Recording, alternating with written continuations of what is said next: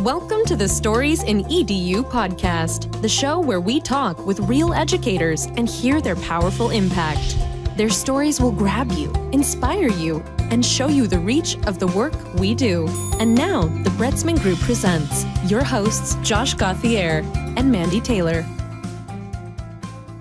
Well, hello again, everybody. This is Jason Bretzman. I am an educator of 20-some years in Wisconsin, and I've been teaching and coaching and thinking about education for a long time, telling stories, writing books, and connecting with great people. Same thing happening here tonight on our podcast, Stories in EDU. Thank you, Mandy and Josh, for letting us show up here and guest host. I am here, of course, with our guest, Kris Jenkins, and my partner here, Kenny Bosch. Hello, Kenny. Hey, Jason. Hey, Kris. Just excited to be here again. Kenny Bosch, another one of those crazy Wisconsin teachers. Excited to be a part of the Stories in EDU book and this podcast. Been teaching for 20 years, teaching history, coaching a ton of youth sports in the area. And just excited to be here with Kris tonight. Our guest today is Kris Jenkins, as Jason mentioned. She is an early childhood educator. She's had 34 years in education, and she is currently at South Hutchinson Nickerson. Did I say that correctly this time? Yes. School district. But what we're excited about is to hear her tell her story as a contributing author in Stories in EDU. So welcome to Stories in EDU podcast, Kris. Glad to have you with us. Thank you for having me. Thank you. We're glad that you're here. And I know that you wrote a powerful story in Stories in EDU, Sail with the Fleet. What can you say about that? How are you feeling today? Well, I guess I'm feeling proud, I think would be a good word. Proud that I was able to have a teacher such as Mrs. Moore that started my journey as to who I am as an educator. For our listeners who haven't read your chapter yet, take us back a little bit. Tell us how Mrs. Moore influenced you. Okay. In 1968, we were living in Lincoln, Nebraska. Mrs. Moore was my second grade teacher. Shortly into the beginning of the school year, my father was killed in Vietnam. Coming back from a routine reconnaissance mission, no reason behind why his plane went down or anything. We do know that his co-pilot survived. And Mrs. Moore, I was in my little second grade brain, I was that kid that was afraid to go to school because my dad died while I was at school. So I was afraid my mom would die if I went to school and I had to stay home with her and keep her from dying.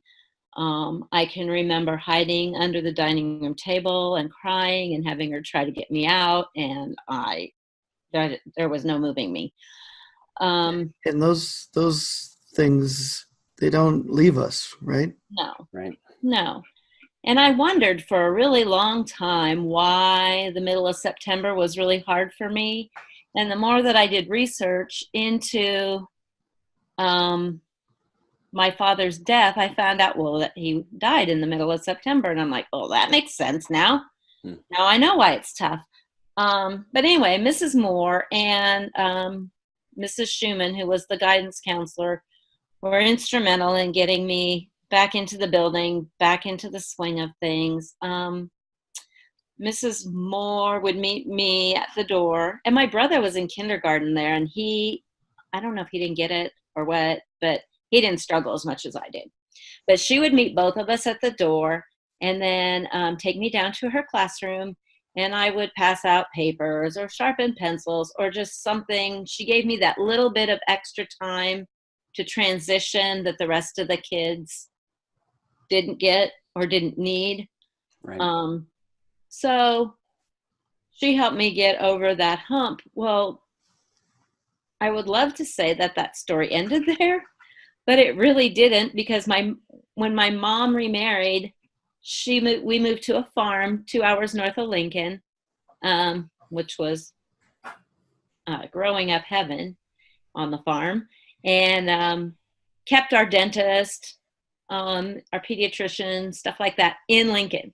So every time we went to Lincoln, she made sure we grabbed a soda or had lunch or whatever with Mrs. Moore, so that we kept that connection going. Well, then I had a choice for me, 2 different choices for college. And one was at Wayne State in Wayne, Nebraska, and the other one was Lincoln.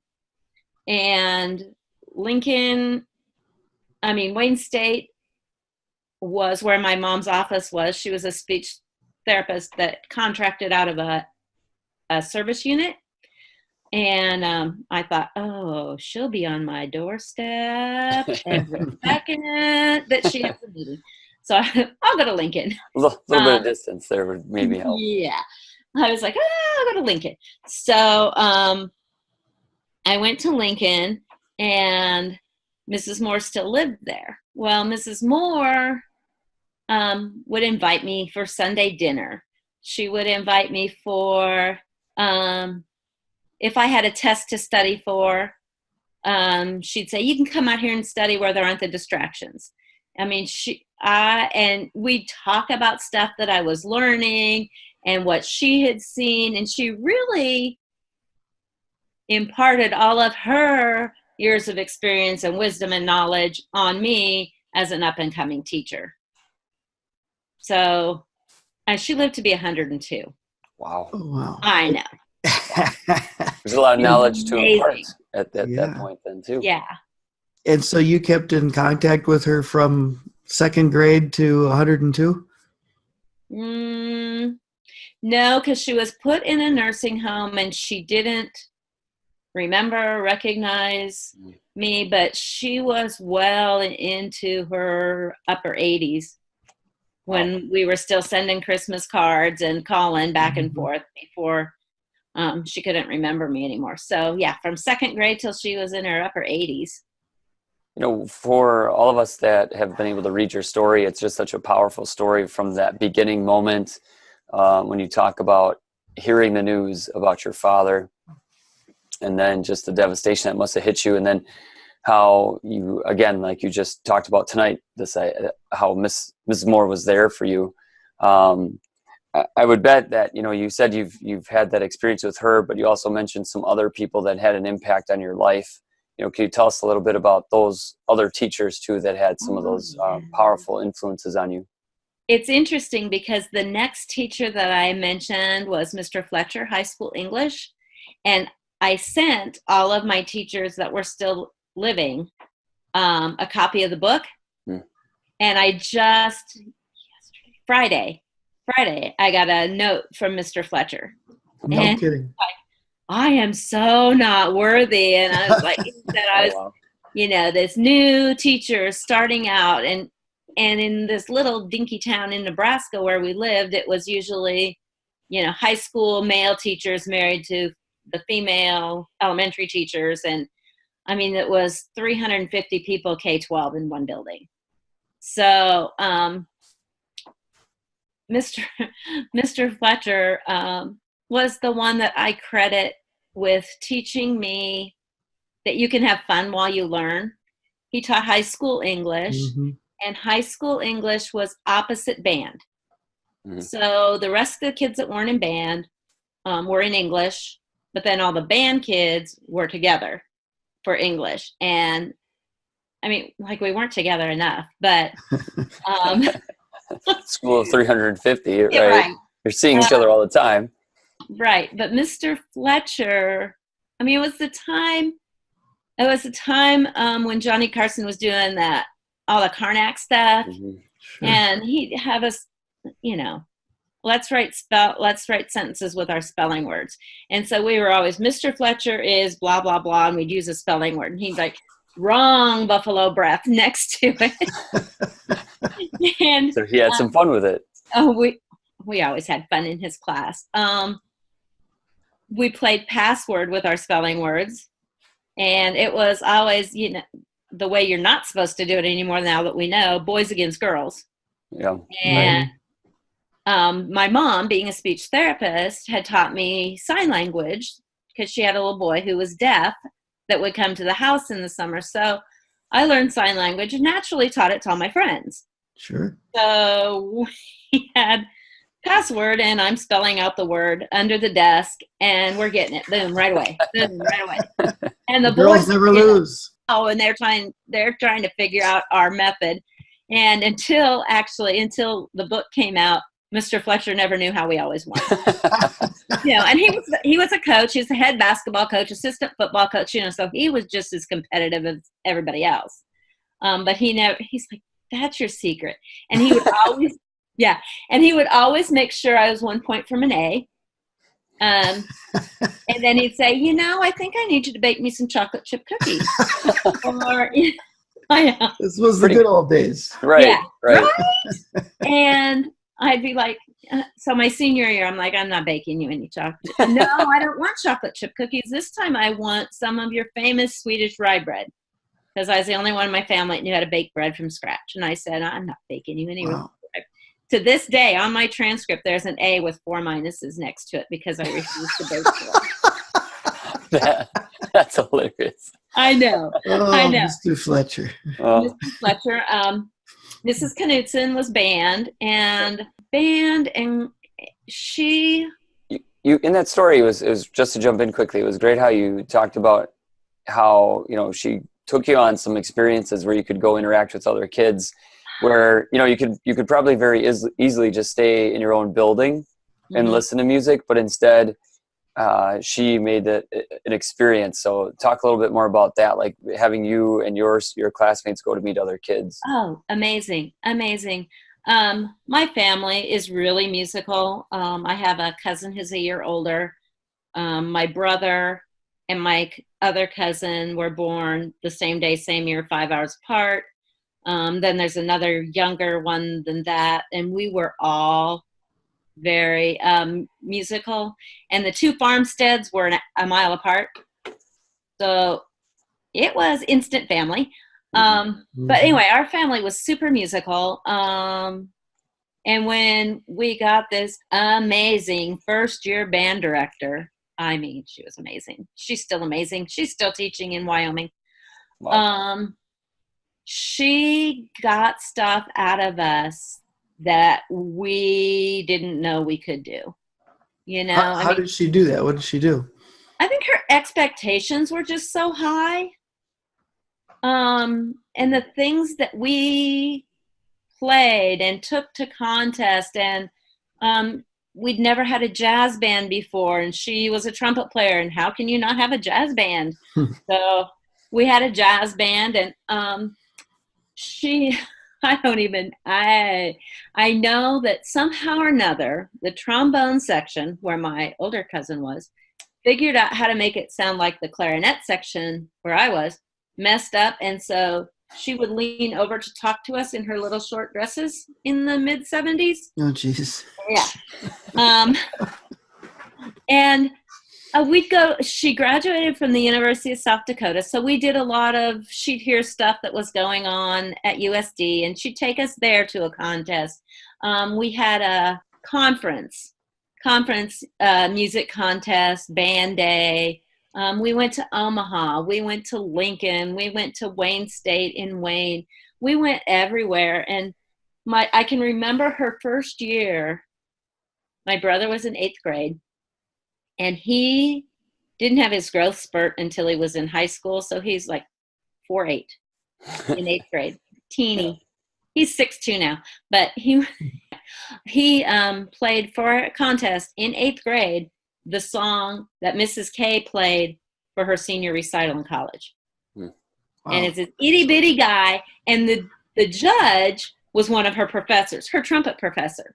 And my brother played a trumpet. And smart man. Yeah. So my brother starts playing this song, and the judge looks down, and then he looks back up at my little dinky brother, and then he looks back down, and then my brother starts playing, and he just sits back. Just enjoys it. Yeah. Mm-hmm. And my brother, my senior year, I got a 2 again on my clarinet solo, and my brother's walking by at the same time when we're checking scores, and he goes, "What'd you get?" And I said a 2, and he goes, "Yeah, I don't know what that's like." It's a little competition there. Right. But my brother is, he, through what he learned from Mrs. K, I swear it was that, plus he's just gifted. He just retired last year from 27 years with the Marysville, Washington Fire Department.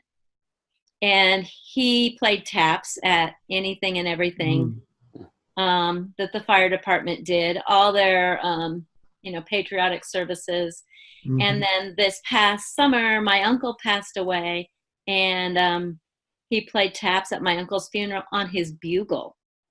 Wow. And the fire department bought him a bugle. And so now he's amazing. But I still credit Mrs. K with everything I know musical. Yeah, just another powerful story of, making an experience for people. Jason, go ahead. Well, I was just, it's two things I'm thinking. One is, it sounds like the teachers you had, were teaching like a pirate before, Dave Burgess even thought about writing a book about it. They were giving you the experiences and, the challenges and making you want to be there every day. That's pretty fantastic. And I think we were there. We still talk about it, at family gatherings and stuff, because my mom taught in the same building. My uncle was the president of the school board. We talk about that at family gatherings and stuff, and we were there in the heyday. It's not like that now. And we were so blessed to be there when we were. And with my mom being in the school, all these people were always at our house. Every spring break, we went skiing with the teachers and their spouses. Wow. We were together. My friends would be out partying on Friday night. I'd be at my house listening to a couple teachers sing songs and play guitar and having potluck. So we what were a great way to grow up. I know. It was a great way to grow up, and I feel so bad for people who aren't a part of that kind of a community. Atmosphere. Yeah.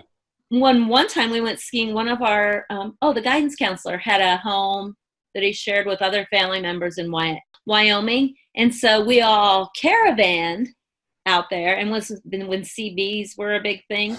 And the science teacher was quizzing us, what kind of clouds are those? This is for 2020, on the CB in the caravan. We stopped in Cheyenne to spend the night because we'd left right after school. 2 a.m. there's a knock on the door.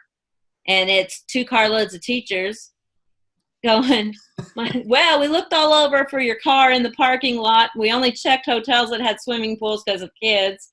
And my mom's like, well, do you want to come in? No, we got our sleeping bags. We're going to crash on your floor. I mean, that's just how we grew up.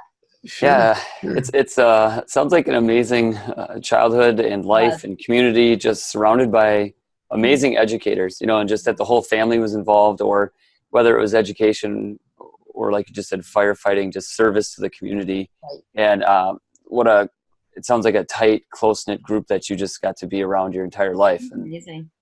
That's pretty amazing. And they stuck around until my brother's class graduated.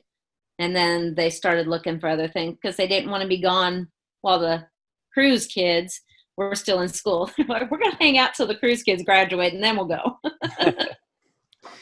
So, from all those great experiences, can you tell a story about how any of those things, show up, or you try to replicate them or give your own students similar experiences to what you had? Yeah, I think that I know that a lot of what I do is building relationships with kids. I mean, to me, because of the relationships I had, growing up, I see the value in that. I see the fun in that. I see the importance in that. So, like this summer, one of my former students' wife had a baby. I'm like, wait, what? And so when I go back to the Kansas City area to see our son, then I see kids that I had in school. I was invited to a graduation last year. I have a friend who's an administrator I had her son in kindergarten, and he had, well, let's just say he has some diagnosable issues. There were some other things going on with him too. And at that point, she wasn't the principal yet. But she saw all the kids that had behavior issues, and she just would come in. He'd act up, and she'd come in my room in tears and say, "I don't want him to be one of those kids that I have to deal with when he gets to high school." And I'm like, he's not gonna be. And she is very type A and moved heaven and earth, and got him diagnosed with what he needed to be successful. He's a sophomore in high school now, involved in all kinds of things. But when they closed down, when I taught kindergarten, they closed that building down the year after that. And so I had to move to a different building. And because his mom was an administrator, she could move him wherever in the district. And so he came to the building where I was because I was his other mom. And he'd come in every morning before school, and we'd touch base and what's going on. And if he needed, and I'd look over his homework for him because mom couldn't do it because mom was type A, and he would battle her every second he had the chance. And so he'd get out his homework and we'd talk about it, and he'd show it to me. And I tutored him for 2 summers. And then he had a couple stepbrothers that didn't live too far from Hutch.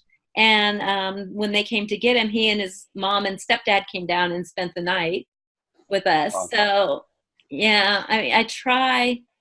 There are kids still, even here in Hutch, because I've been here 8 years, that I'm still in contact with. We still go out for ice cream.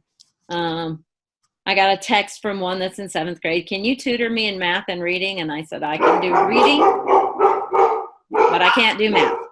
Yeah. Right. Forget that. High school and middle school math, not so much. Not with Common Core. Pretty amazing how you were how you were impacted by Mrs. Moore, and now throughout your career, your 34 years, I'm sure you've been able to not only the stories you just gave us now, but other kids throughout that time. You've been able to have an impact and be their version, or they'll say that you were their important teacher in their life. So. Great stories to get to hear. Thanks. Yeah, I could listen to you tell the stories all night. But I was thinking, as I was singing, I was wondering, has your brother ever played for your students? No. That's cool. If I could get him down here, ooh, that'd be awesome. What an experience for those kids. When he retired, he moved back close to the farm because my parents are getting older. Okay. And it was so sweet. 2 years ago when he finally decided, well, not finally, but when he decided to retire and decided to move back, I'm like, dude, it's okay. I got this. And he's going, no, the next time I come home, I don't want it to be for a funeral. I want to be here. I want to be involved in keeping the farm updated. Because someday, when my parents can't live on the farm anymore, he wants to live there and keep it up for future generations. And he's the only one of our generation that wants to do that. Mm-hmm. And so every Thursday, he's got a job, and he said, I need to be flexible because I have a granddaughter, and I need to be flexible because I have elderly parents. And they said, fine, we'll take you when we can get you. So every Thursday, my mom and dad have a to-do list for him, and he goes up and works on stuff at the farm. What a guy. Which is great for me because now now he's not in Washington State anymore, so I get to see him every time I go home.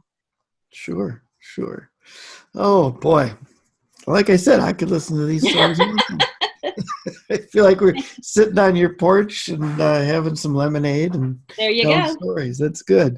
This is what educators do. This is what people who have stories do, and I love it.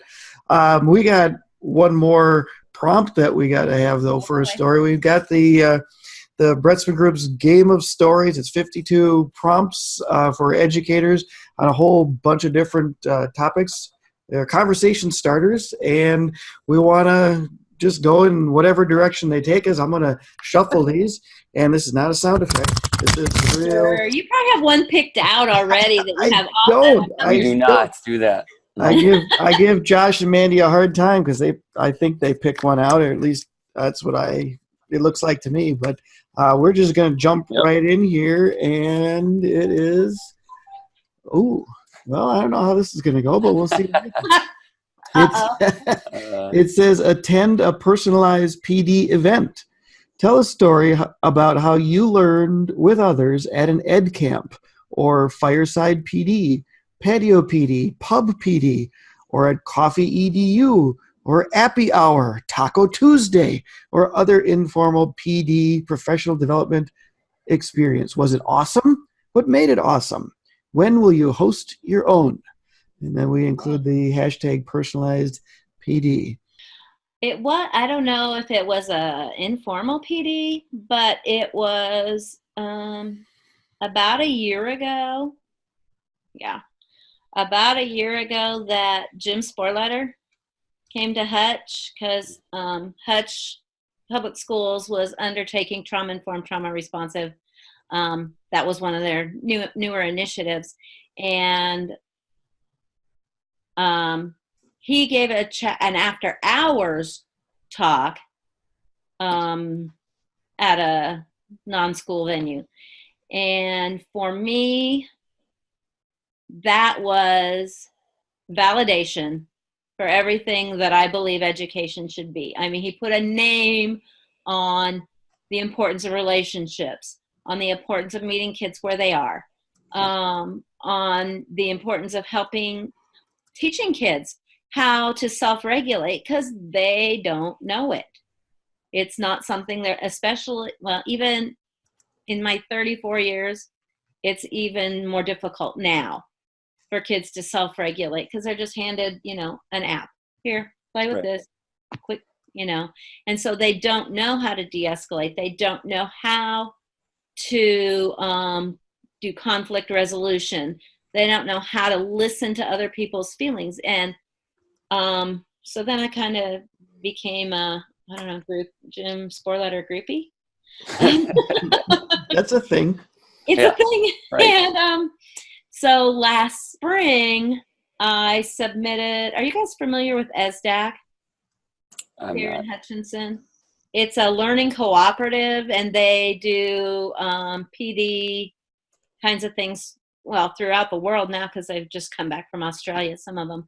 But anyway, they hosted a conference in Kansas City last spring called Bridging to Resilience, and Sporletter was one of the keynotes. And I'm like, me, please, me. And one of my friends that I used to teach with, who now works at ESDAC, said, you ought to write a proposal. And I went, no, I'm not writing a proposal. And she said, yeah, write a proposal. And I went, all right. So I BS'd my way through the proposal, and they accepted it. And so that was my outside my comfort zone last spring. Is I presented on the importance of building relationships with families for child success, and how we're a team, and it's not I'm better than you because I have this degree. It's like, your child better than anyone else. Yep. And I need to build on your knowledge and your expertise. And so that's what I presented on. Well, in 2 weeks, ESDAC's doing another conference in Wichita this time called Moving the Needle. Will you present again? Sure. Well, why not? Yeah. I mean, with the story from the book, the stories from what you told us tonight, I mean, that's you're living it, presenting it has to be, I would think, easy. And that you connect with families and you make it about relationships all the time. So, well, I had an instructor when I got my master's degree in 2008 that liked to talk and wouldn't listen to questions. I mean, we'd raise our hand and he'd just keep talking for the whole 2.5 hours. But the one thing, how did that work? Yeah, not real well. Obviously, right? Because I'm talking my head off. But one of the things that he said, because he worked in an inner city school in Kansas City, And one of the things that he said was, involve your families early and in a positive manner. And then if and when you have to have more difficult conversations, you've already got a relationship. Right. And so I adopted that as the silver lining to that 6 weeks of class. Your takeaway. Yeah, my takeaway. And since that time, that's what I've done. And I'm praying really hard that this year I have 100% attendance. Because I have for the previous 7. Yeah. Because, I text parents pictures of what their kids are doing throughout the day, pictures of field trips. I have a Facebook page. They have my phone number, my cell phone number, not my house phone. They can't find me unless I tell them. And so, I'm reachable. Yep. 70% of the time. I tell them, my phone goes off at 9 p.m. and it comes back on at 6 a.m. You can leave me a message. You can text me, but between those hours, that's me. Yeah. Yeah. So, yeah. Jason, what about you? What's your story? Well, I was so engrossed in Kris's story, I forgot what I was supposed to be talking about here. Let's see. The questions about personalized PD events, I just really think that fireside PD and patio PD are still my favorite types of PD. I remember, hosting the first patio PD at my house and then going to other people's patios and fireside PD. And my favorite one was because it was quintessential, right? It showed what patio PD was all about. It was at Josh Gauthier's house, Mr. G Fact of the Day on Twitter, because we were talking about Twitter, and we had somebody who had a Twitter account but didn't use it for education. We had somebody who had never used Twitter before, and we had somebody who was hosting a Twitter chat but hadn't done it before. So here we were helping somebody get on Twitter so they could connect with other educators, helping somebody use the Twitter account that they already had to, expand and find and share, and then helping somebody who's obviously been there, make visuals for their chat and set up their questions and schedule them on TweetDeck and so on and so forth. So everybody was getting exactly what they needed.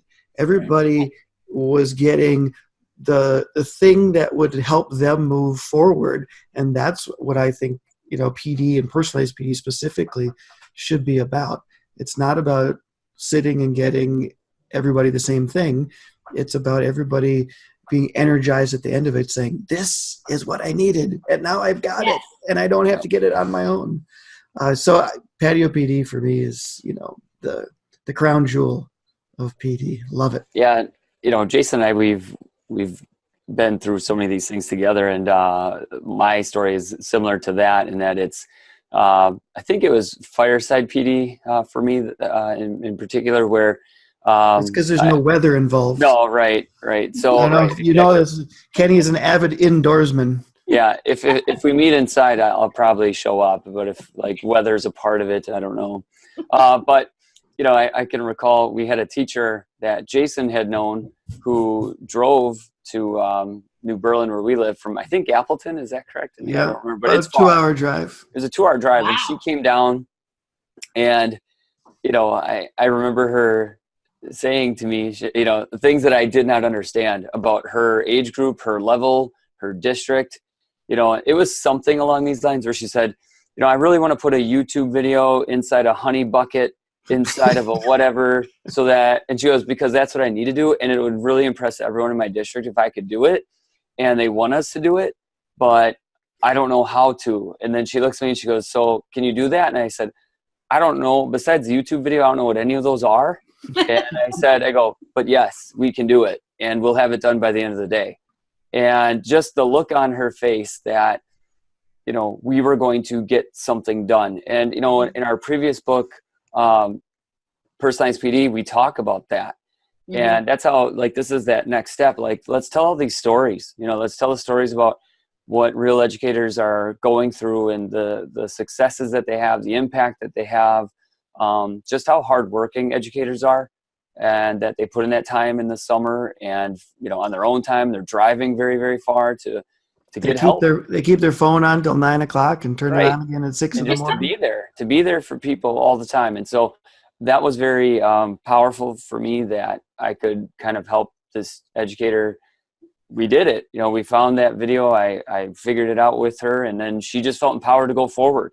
And that's one of the things I told her, and I tell my students, and I tell everyone, I'm not afraid to have it go wrong. And I told her right there, I said, we currently don't have any videos in this honey bucket. So all we can do is try.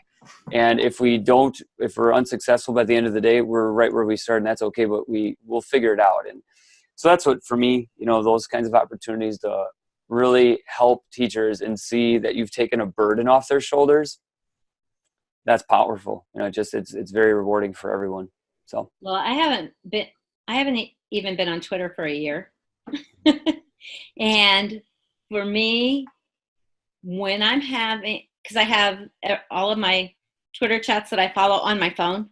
Mm-hmm. And for me, when I'm having a bad day, I can go into a Twitter chat and it all goes away.